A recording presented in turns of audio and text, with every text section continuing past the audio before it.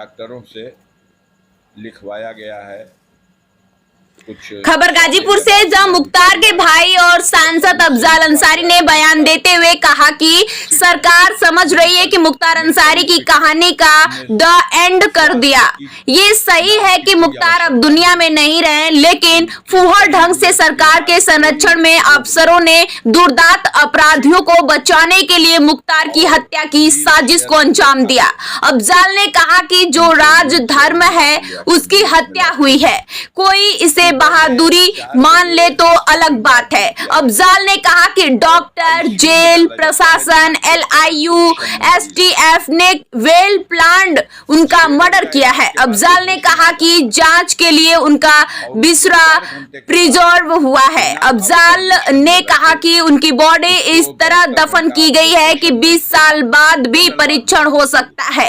अफजाल ने कहा कि जिन लोगों ने समझ लिया है कि मुख्तार की कहानी खत्म हो गई है, लेकिन ऐसा नहीं है, अब तो कहानी शुरू हुई है। अफजाल ने कहा कि वो समझते हैं हमने मुख्तार को मिटा दिया, लेकिन किसी की औकात का पता उसकी अंतिम यात्रा से ही चलता है। मुख्तार के जनाजे के दौरान DM से बहस के मामले पर बोलते हुए अफजाल ने कहा कि मुख्तार की 100 यात्रा में इंसानों के समुद्र में सैलाब आया था, जिसे देखकर अधिकारी पागल हो गए थे। अफसरों ने हमें इलीगल धमकी भी दी। अफजाल ने कहा कि आज तक भारत में किसी की 100 यात्रा दाह संस्कार में लोगों को प्रतिबंधित नहीं किया गया।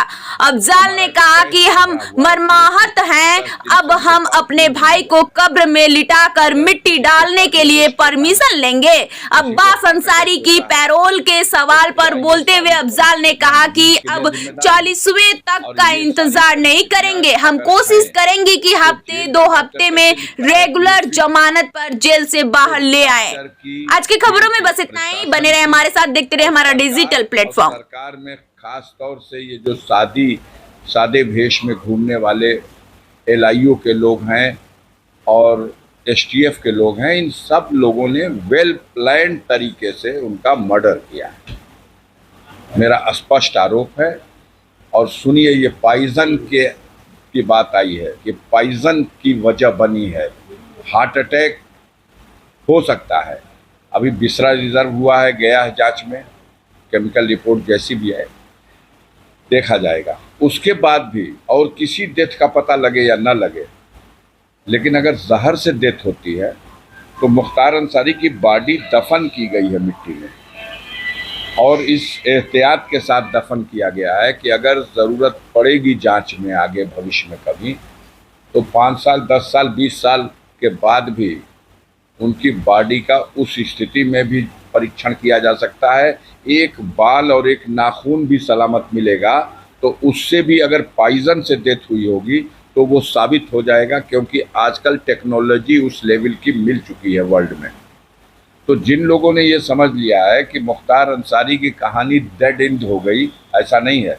कहानी तो अब शुरू होगी, कहानी तो अब शुरू होगी। आपने मुख्तार को बदनाम करने के लिए मीडिया का सहारा लेकर के इस सरकारी तंत्र ने झूठे मुकदमे लिखवाए, बदनाम करने के लिए झूठी कहानियां उनके साथ जोड़ी। जेल में बंद करने के बाद उस आदमी के खिलाफ 50 से ज़्यादा मुकदमा जेल में भी है और 50 मुकदमा भी लिखा गया है।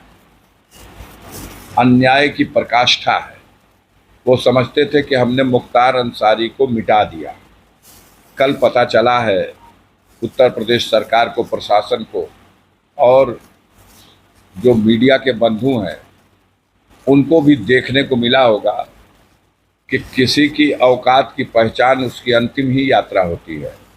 और कल मुख्तार की अंतिम यात्रा में लोग शामिल न हों, इसके लिए पूरी उत्तर प्रदेश सरकार ने 3 दिन में चप्पे चप्पे, नक्के नक्के पूरे पूर्वांचल में, आजमगढ़ में, जौनपुर में, मऊ में, बलिया में, चंदौली में, गाजीपुर के हर जगह पे एकदम जैसे अजीब दहशत का माहौल बनाने का प्रयास किया था, फोर्स मार्च। लेकिन परिणाम क्या रहा? हुजूम का हुजूम ऐसे निकल रहा था जैसे कि जमीन फट गई हो, इंसान निकल रहे हैं। सिर्फ सर ही सर दिखाई दे रहा था। इंसानों क्या एक समुद्र में सैलाब आया हो, और पागल हो गए थे देख करके अधिकारी। फिर उनके गुस्से का मुजाहिरा भी आपने देखा होगा, इनलीगल धमकी भी आपने देखा होगा। आज तक इस भारत में किसी को अपनी शव यात्रा ले जाने के लिए और किसी के दाह संस्कार के लिए कभी ये प्रतिबंधित नहीं किया गया कि शमशान घाट शव यात्रा में कितने लोग जाएंगे या शमशान घाट पर चिता में कितने लोग लकड़ी रखेंगे। और न किसी मुसलमान के लिए प्रतिबंध लगाया जा सकता है कि किसी की नमाज जनाजा में कौन शिरकत कर सकता है और कितने लोग कर सकते हैं, या उसकी मिट्टी कौन दे सकता है या नहीं दे सकता है, और इसके लिए अनुमति नहीं ली गई। धमकी दी गई कि आचार संहिता लागू है। कोई पॉलिटिकल आयोजन था, किसी पार्टी का सम्मेलन था, कोई धरना जुलूस प्रदर्शन था, आचार संहिता के उल्लंघन का विषय कहाँ पैदा होता है। धार्मिक राइट्स हैं, धार्मिक क्रियाकलाप हैं। अब आप हर चीज को मतलब जैसे लगता है कि अहंकार की प्रकाष्ठा है। सारे देश देख रहे हैं लोग उस वीडियो में जिस तरह का अहंकार दिखाई दे रहा है, और सरकार ने जो मन बढ़ाया है। अब तो हम लोग मरमाहत हैं, हमारा भाई भी नहीं रहा, हम उसकी लाश कब्र में सुला के मिट्टी भी नहीं देंगे, मिट्टी लेने के लिए आपसे परमिशन लेंगे। ये स्थिति है। तो इस सरकार की उल्टी गिनती है ये अहंकार तो कंस को भी था जो मथुरा नरेश था। देखिए, मुख्तार की कहानी सरकार समझ रही है कि हमने द एंड कर दिया, लेकिन ये तो सही है कि मुख्तार इस दुनिया में अब नहीं रहे, लेकिन जितने फूहर ढंग से सरकार के संरक्षण में उनके चहेते अधिकारियों ने दुर्दांत अपराधियों को बचाने के लिए मुख्तार अंसारी की हत्या करने की साजिश को अंजाम दिया है। जेल में जबकि वो न्यायिक अभिरक्षा में होते हुए सरकार की ही कस्टडी में है, तो जो राजधर्म है उसकी हत्या हुई है। अब कोई इसे अपनी बहादुरी समझ ले तो अलग बात है। अब आप चैनलों के माध्यम से सरकार ये चलवा रही है कि उनकी मौत कार्डियक अरेस्ट हार्ट अटैक के हुई। प्रथम दृष्टया पोस्टमार्टम में ये कारण आया है। हम इसका खंडन नहीं करते, थोड़ी देर के लिए हम इसे मान लेते हैं कि उन्हें हार्ट अटैक भी आया है। तो उस परिस्थिति में उनको पहुंचाने के लिए मेरा या जो परिजनों का आरोप है उसी वजह से ऐसा हुआ है। 19 तारीख को मुख्तार को जहर दिया गया, जेल में खाने में मिलाकर जहर दिया गया।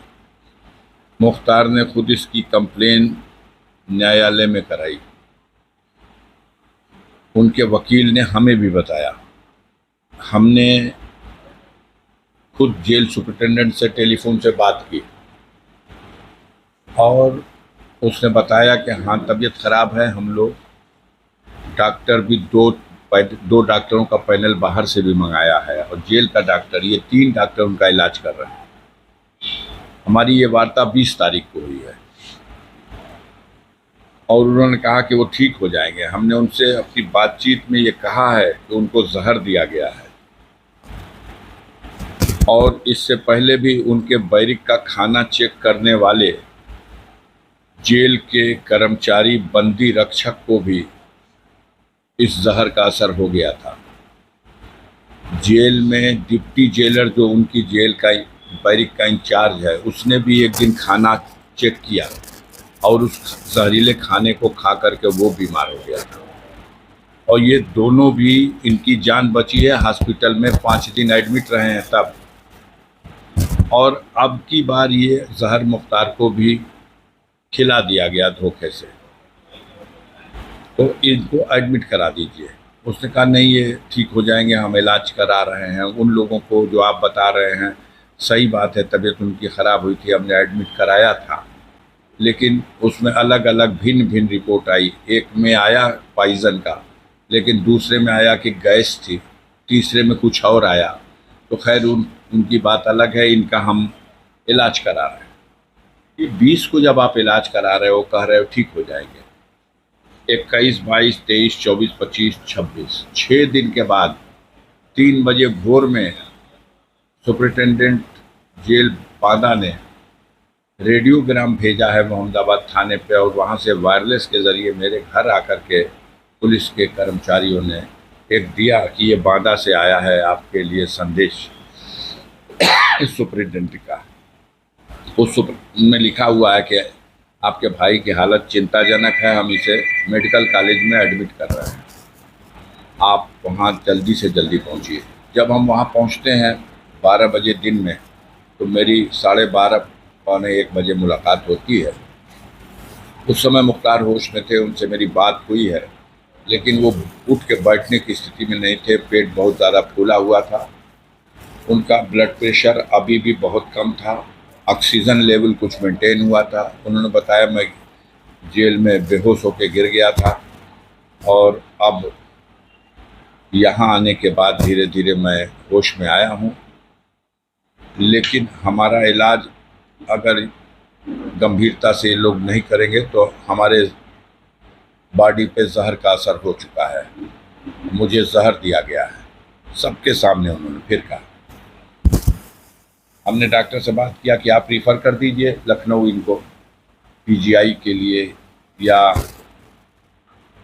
किसी और हॉस्पिटल में, तो उन्होंने कहा कि हम 3 से 4 दिन में इनको खड़ा कर देंगे। हमने कहा ऐसा मत करना कि इतनी देर तक अपने यहाँ समय बिता दो कि कहीं जाके इलाज ना हो सके। डॉक्टर के धर्म का पालन करना, समय रहते रिफ़र कर देना अगर कंट्रोल में ना आ रहा हो तो। उसने कहा हम 3-4 दिन में खड़ा कर देंगे, आप आके फिर मिल लीजिएगा। और मैं वहाँ से चला और 2 घंटा हम सफ़र किए होंगे, इलाहाबाद क्रॉस कर गए, जब तक मुझे वहाँ वकील ने टेलीफोन किया कि भैया ये फिर मुख्तार भैया को लोग जेल भेज रहे हैं। हमने कहा क्या हुआ? तो सारे डॉक्टरों से लिखवाया गया है, कुछ सादे लिबास में अधिकारी आए हैं और सबसे लिखवा लिया है कि मुख्तार फिट है, मेडिकली फिट है, इन्हें स्वास्थ्य की लाभ की कोई आवश्यकता नहीं है, इनके शरीर में फ़िलहाल कोई रोग नहीं है, फिट। और व्हील चेयर पे बैठा के उनको व्हील चेयर ढंगरा के ले आके एम्बुलेंस में लाद के सुबह में 4 बजे हॉस्पिटल में एडमिट किया जाता है और आईसीयू में डाला जाता है जहां क्रिटिकल पोजीशन में मरीज हो। 6 घंटा इलाज के बाद नहीं जेल, जब वो कंप्लेन हुई थी, जब कंप्लेन किया मुख्तार ने कोर्ट ने संज्ञान लिया और रिपोर्ट मंगाई कि उसकी तबीयत ख़राब है और कह रहा है कि हमें जहर दिया गया है, तब एक ही जेलर था बांदा जेल का, वो जेलर सस्पेंड किया गया, 2 डिप्टी जेलर सस्पेंड किए गए। कि बात लीक कैसे हुई, उसके वकील से क्यों मुख्तार को मिलवा दिया गया, मुख्तार मिल करके अपना लेटर अपने वकील को कैसे दे पाया, इसलिए सस्पेंड किया गया। कि इस रहस्य को जेल के बाहर कैसे गया, इसलिए वो तीनों सस्पेंड किए गए। उनके हर गुनाह में आप सम्मिलित रहिए और एक जगह कहीं आपसे गलती हुई, सर आपका भी काट देंगे और आप ही से गुनाह भी कराएंगे। ये नीति है।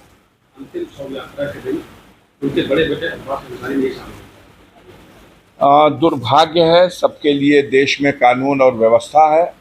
अब्बास कासगंज जेल में बंद हैं, उनकी कई 3-4 मुकदमा तो मऊ में चुनाव के दौरान उनके खिलाफ लिख दिया गया आचार संहिता उल्लंघन का। 2-3 मुकदमे और उनके ऊपर हैं। जब वो नेशनल चैंपियन हुआ था, गोल्ड मेडल मिला था उसको निशानाबाजी में, तो उसने अपने लाइसेंस को, जो यूपी का लाइसेंस था, दिल्ली ट्रांसफ़र करा लिया था। उसमें क्या कमियां रह गई उसको आधार बना के एक मुकदमा, एक वहाँ की लखनऊ की एक ज़मीन को लेके एक मुकदमा, एक गाज़ीपुर की किसी ज़मीन को लेकर मुकदमा, ये सब लिखवाया गया है। ज़्यादातर मामलों में उसकी जमानत हो गई है। 2 मामले ऐसे रह गए हैं जिसमें अभी एप्लीकेशन उसकी हाई कोर्ट में पेंडिंग है। इसमें उसको शामिल कराने के लिए सीधा सा है कि पेरोल का नियम है कि पुलिस कस्टडी में किसी के परिजन की अगर इस तरह से मौत होती है तो उसके दाह संस्कार या मिट्टी में शामिल होने के लिए किसी को दिया जा सकता है। इस आधार पर हाई कोर्ट में दरखास्त दी गई, लेकिन अफसोस ये रहा कि जिस कोर्ट में ये दरखास्त पड़ी और जहाँ सुनवाई होनी थी, चूँकि वो एमएलए हैं इसलिए एमपी एमएलए कोर्ट में ही सुनवाई हो सकती है, तो वो कोर्ट उस दिन बैठी ही नहीं। सुबह में बताया गया कि लंच में बैठेंगे, लंच में बताया गया कि आज जज साहब बैठेंगे ही नहीं। तो जब बैठेंगे नहीं तो डिसाइड नहीं हुआ, और जब डिसाइड नहीं होगा, आदेश नहीं होगा, तो जेल से निकल के आएंगे कैसे?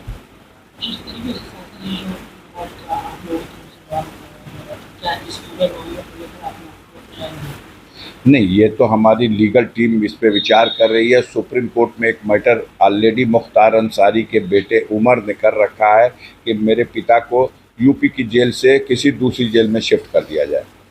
और पहले भी सुप्रीम कोर्ट ने जब पंजाब की रोपड़ जेल से भेजा था मुख्तार को यूपी की जेल में, तो उस वक्त ये डायरेक्शन दिया था कि इसके स्वास्थ्य संबंधी इलाज पर गंभीरतापूर्वक जेल सुपरिटेंडेंट को जिम्मेदारी निभानी है और आवश्यकता पड़े तो कहीं भी भेज के इलाज कराना है। तो वो इस जेल स्टैंड कर रहा सुप्रीम कोर्ट का आर्डर। नया आर्डर जब ये हुआ तो इन्होंने स्टेट को नोटिस की, सुप्रीम कोर्ट ने। स्टेट ने बेअरल्फी दी कि मुख्तार की यूपी के जेल में बहुत ही अच्छी सुरक्षा की व्यवस्था है। क्या क्या व्यवस्था है पूरा विवरण लिख करके दिया। माननीय सर्वोच्च न्यायालय ने उनको डायरेक्शन दिया कि ये जो व्यवस्था है इसकी फिर से समीक्षा किया जाए और आवश्यकता किसी और चीज़ की है तो इसमें और वो सुरक्षा बढ़ाई जाए, और इस दरमियान में उनके स्वास्थ्य संबंधी सुविधाओं पर भी विशेष दृष्टि रखी जाए। उसके बाद ये हुआ है। 8 घंटे और 10 घंटे में व्यक्ति आता है, आईसीयू में भर्ती होता है, आईसीयू से वापस जेल में जाता है, जब वो व्यक्ति चलने फिरने की भी स्थिति में नहीं है। तो ये पूरा वेल प्लान्ड है और पूरी तरह से मिल करके इस तरह से ऐसा किया गया। बैठा लोते तो हमारा ये डिस्टर्ब ना होता। बैठ जाइए, हम बात कर लेंगे आपसे, इनको कहिए बंद करा दें। सर, तमाम नेता सांत्वना देने पहुंचे थे, आज स्वामी प्रसाद मौर्य। स्वाभाविक है, स्वामी प्रसाद मौर्य उत्तर प्रदेश विधानसभा के सदस्य रहे हैं, उत्तर प्रदेश विधानसभा में मंत्री रहे हैं। मुख्तार अंसारी उत्तर प्रदेश विधानसभा में 1996 से लेके 2022 तक विधायक रहे हैं। 25 सालों तक वो लाखों जनता का प्रतिनिधित्व करते रहे हैं। तो उनके एक सदन के सदस्य इतनी लंबी अवधि तक, बहुत दिनों तक उसी पार्टी में जिसमें स्वामी प्रसाद मौर्य थे उसी में मुख्तार अंसारी भी रहे हैं। तो एक ऐसी दुखद घटना है, आम लोग विचलित हैं, और उसी कड़ी में स्वामी प्रसाद मौर्य भी अपनी संवेदना व्यक्त करने के लिए आए थे। 40वां कार्यक्रम का क्या स्पीच जाएंगे? देखिए, कोशिश की जाएगी। अभी से कुछ नहीं कर सकते, हम 40 दिन का इंतज़ार नहीं करेंगे। हम तो चाहेंगे कि हफ्ते 2 हफ्ते के अंदर हम ज़मानत, रेगुलर ज़मानत पर भी उसको निकालने की कोशिश करें।